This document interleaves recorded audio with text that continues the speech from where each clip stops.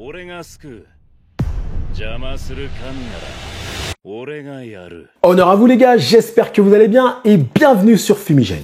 Aujourd'hui, on se fait la review de Valkyrie Apocalypse, la saison 2 les gars. Et oui, la saison 2, et oui, ou plutôt la deuxième partie de saison 2. Vous savez, le combat entre Zero Fuku, ou enfin, je sais pas trop parce qu'après, il a tellement changé de forme, contre Bouddha. Bouddha est avec l'humanité et Zero Fuku est avec les divinités. Mais avant, comme d'habitude, vous mettez le pouce. Ah oui, vous mettez le pouce, c'est normal. Vous partagez cette vidéo, vous commentez, comme d'habitude. Et pour ceux qui veulent aller plus loin dans la connaissance de l'univers de Fumigène, mon univers, hein, c'est un peu ça, eh bien écoutez, n'hésitez pas à vous procurer les tomes de Dragon Ball Broken Horizon. Ils sont toujours disponibles. Le tome 2, là, il m'en reste clairement 4 ou 5, il m'en reste plus beaucoup. Mais normalement, je vais recevoir une nouvelle livraison très prochainement, donc clairement, les gens ne le verront pas passer. Normalement, il n'y aura même pas de moment en rupture. Je fais toujours en sorte d'avoir des stocks assez conséquents pour pouvoir pallier à la demande de tout le monde, mais ça nous coûte effectivement beaucoup d'argent. Mais donc, n'hésitez pas à vous procurer ces fans manga qui parlent donc sur l'univers Dragon Ball. Hein. Je suis au scénario et mon ami Charminator est au dessin, les gars. Après tout ça, on va donc parler de Valkyrie Apocalypse, la saison 2, du moins la partie 2 de la saison 2. Le combat de Bouddha contre Zero Fuku. Alors au début, c'était les dieux du bonheur. Ensuite, ça a été Zero Fuku. Ensuite, alors c'était Zero Fuku, pouvoir démoniaque. Après, c'était Zero Fuku en mode gentil. Et après, ça a été Mara. Voilà, ils l'ont appelé Mara, je crois. Ok. Donc, il y a eu plusieurs adversaires. C'est d'ailleurs un des défauts, malheureusement, de cette saison. Ok, le combat débute donc entre Bouddha et Zero Fuku. Alors, au début, ce combat, faut dire la vérité, n'avait pas d'enjeu. Pourquoi? Parce que Bouddha était tellement fort qu'au final, la confrontation limite n'avait pas de sens. On sentait que Bouddha ne se donnait pas à fond. Ok, Bouddha représente un petit peu le bonheur, mais le bonheur sous une forme différente que Zero Fuku, du moins, le perçoit. Bouddha, lui, au final, il pense que l'être humain, finalement, doit chercher son propre bonheur. C'est à toi de créer les conditions de ton bonheur. Ok, c'est pour ça qu'au final, Bouddha a toujours été suivi par les êtres humains parce que il les forçait à trouver leur voie pour être heureux. Zero Fuku, c'est différent. Zero Fuku, dans son état d'esprit, du moins quand il était en forme gentille, Zero Fuku, lui, cherchait finalement à absorber tous les maux de la société, des êtres humains, afin de les rendre heureux. Mais il va comprendre très prochainement que ce n'est pas une solution. Il va comprendre qu'au final, en faisant ça, l'être humain n'a pas trouvé son bonheur. C'est un bonheur qui est artificiel. Donc en fait, le premier sous-texte dans Valkyrie Apocalypse entre Zero Fuku et Bouddha, c'est ça, c'est la définition du bonheur. Les deux représentent le bonheur. Alors, quand il est avec Zero Fuku version gentille. Parce que Zero Fuku version j'ai absorbé tous les maux de la société, lui représente, si tu veux, le malheur. Il représente justement tous les maux de la société. Et c'est là où, encore une fois, Valkyrie Apocalypse te raconte des choses de façon très simpliste, mais il le fait bien. Il le fait bien parce que Bouddha représente le bonheur, Zero Fuku le malheur, finalement, voilà. C'est une opposition qui est très classique. Et au final, malgré la montée en puissance de Zero Fuku, Bouddha ne sera jamais inquiété. Jamais, pas une seule fois. Donc quand moi je regardais le combat, je me disais, bon, déjà que l'animation est pas extraordinaire, même si les OST sont très belles, hein. Tu regardes un combat, t'as un peu l'impression de perdre ton temps, faut dire la vérité. C'est pour ça que le début du combat, je me suis dit, ouais, bon, ok, c'est intéressant, mais j'étais pas non plus en mode, voilà, Bouddha est très classe et tout, machin, mais au début tu regardes ça, tu dis, ouais, ok, bon. Ensuite, lorsqu'il passe en mode Zero Fuku, finalement, il revient en mode Zero Fuku du bonheur, hein, Zero Fuku qui est heureux. Il a réussi à s'extirper de tout son malheur. Là, le combat devient toujours un peu bizarre parce que tu sens qu'il admire Bouddha, en fait, ce Zero Fuku. Donc, même là, le combat, encore une fois, n'avait toujours pas d'enjeu. Bouddha était toujours en roue libre. Pépère, il se prend quelques coups, mais au final, tranquillement, Bouddha, pour lui, tu vois ce que je veux dire? Et Zero Fuku est toujours en admiration, donc c'est bien fait, ça raconte des choses. Mais ce moment-là, je me suis dit, ouais. On est encore sur un combat qui n'a pas d'intérêt, en fait, qui n'a pas d'enjeu, qui n'a pas d'intensité. C'est ça le problème. Ça manquait d'intensité. C'est bien ça, dans la première partie du combat. Ensuite, il devient Mara, donc berserker des enfers. Et là, j'ai senti que Bouddha était un petit peu en danger. Là, il a eu chaud, le Bouddha. Là, le Bouddha, il a eu chaud, le Bouddha. Donc là, il a commencé un petit peu à avoir chaud. Il a commencé à avoir des gouttes de sueur. Parce que Bouddha, le berserker, enfin, Zero Fuku, le berserker ou je sais pas quoi, qui a donc été transformé, on lui a implanté une corne, c'est Belzébuth qui lui a mis une corne, je sais pas quoi. Là, d'accord, là, j'ai senti, je me suis dit, ok. Alors, berserker n'avait rien à raconter. Berserker ne racontait rien, clairement. Mais il était nécessaire. Il était nécessaire à mettre en danger Bouddha, parce que sinon, ça aurait été le premier combat où, en gros, tu as eu une victoire aussi énorme, quoi. Donc, Le fait est que Berserker arrive, c'était nécessaire, on va dire, au scénario, c'était nécessaire à réveiller le spectateur. Et ça a bien été fait parce qu'effectivement, il était très dangereux. Il était très dangereux et même Bouddha à la fin gagne, mais c'était très chaud pour lui. C'était très très chaud pour lui. Donc même si Berserker ne raconte rien, c'est pas grave. On nous avait raconté déjà assez de choses avec Zero Fuku, en vrai de vrai.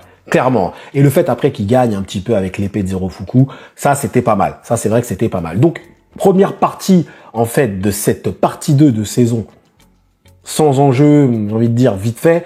Deuxième partie plus intéressante. Animation pas ouf, on va pas se mentir, animation pas ouf, mais ça faisait le café quand même. Ensuite, on a donc la victoire de Bouddha et donc le prochain combat qui verra, je pense, opposer, donc il me semble que c'est Hades face à Sei, hein, il me semble que c'est Sei, hein, Sei de Kingdom, il me semble que c'est lui, hein, c'est lui, on m'en avait parlé, il me semble que c'est lui. Dites-moi en zone commentaire si c'est lui ou pas, mais je crois que c'est lui. Donc, je pense que ce combat va être très très lourd. Maintenant, ils sont à égalité, il me semble, hein, je crois que c'est 3-3.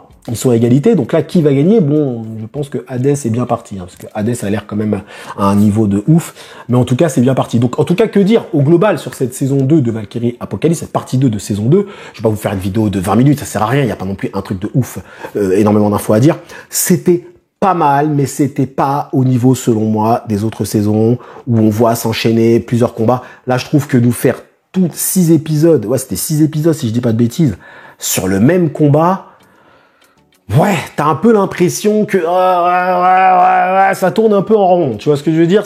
J'ai eu un moment cette impression de me dire ouais, mais bon, enfin c'est bon. Au bout d'un moment, il faudrait peut-être que ça monte un peu en intensité. T'es obligé d'attendre autant de temps. Là, c'est la narration qui était trop longue. Bouddha était intouchable au début et à la fin, ça devient compliqué pour lui. Bon, après, je vous avoue que malheureusement, même si effectivement je l'ai senti en danger, il n'y a pas un seul moment où je me suis dit que Bouddha allait perdre.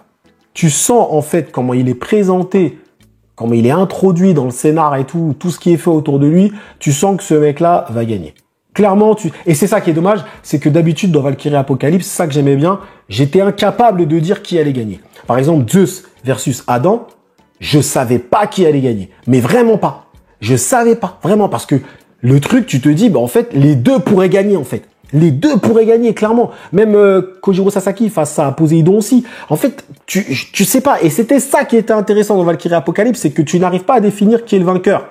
Et là, bah je l'ai vu depuis le début.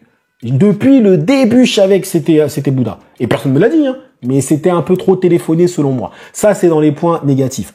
Dans autre point négatif, c'est évidemment l'animation. Ils font vraiment pas d'efforts. Non, franchement, les frérots, ils font pas d'efforts sur l'animation, clairement et simplement. C'est le deuxième point négatif. Par contre, point positif, c'est que en termes de chara design, ça respecte quand même le manga. J'ai regardé, ça respectait un petit peu le manga, du moins les chara design du manga, ça respectait le manga. Les OST passent et les sous-textes sont toujours aussi bien introduits, bien expliqués. C'est toujours sympathique, faut dire la vérité. Et même si t'as des nombreuses explications. Là, je viens de finir ma vidéo sur Baki. Je me plains du fait qu'il y ait beaucoup trop d'explications dans Baki. Là, on a des explications, mais c'est des explications sur le passé du personnage.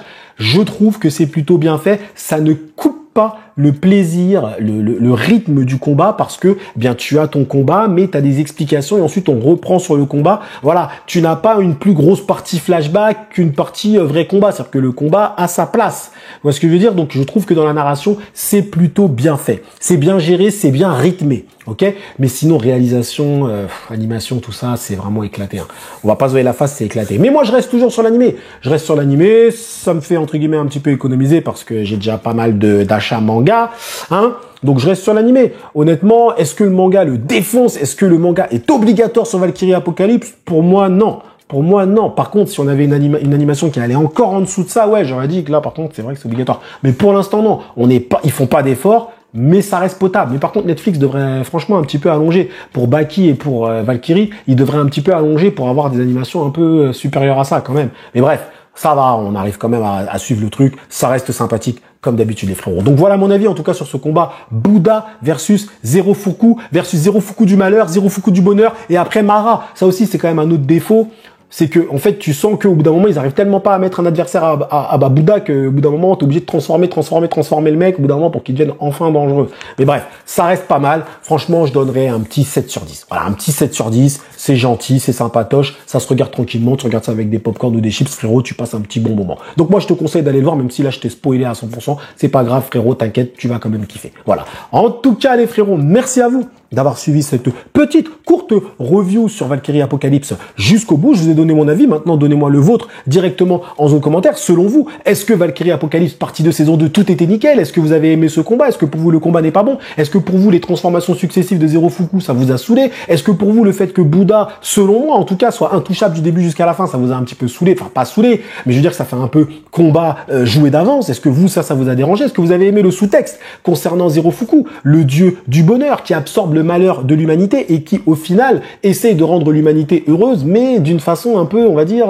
chaotique, un peu maladroite. Par contre, la définition du bonheur de Bouddha, évidemment, elle est plus intéressante. Le fait que l'être humain cherche son propre bonheur, c'est plus intéressant. Dites-moi, vous, quelle est la définition? Qu'est-ce que vous avez préféré? Et est-ce que vous avez apprécié, évidemment, la fin du combat? Est-ce que vous y avez cru à la défaite de Bouddha ou pas du tout? Dites-moi tout, comme d'habitude, en zone commentaire.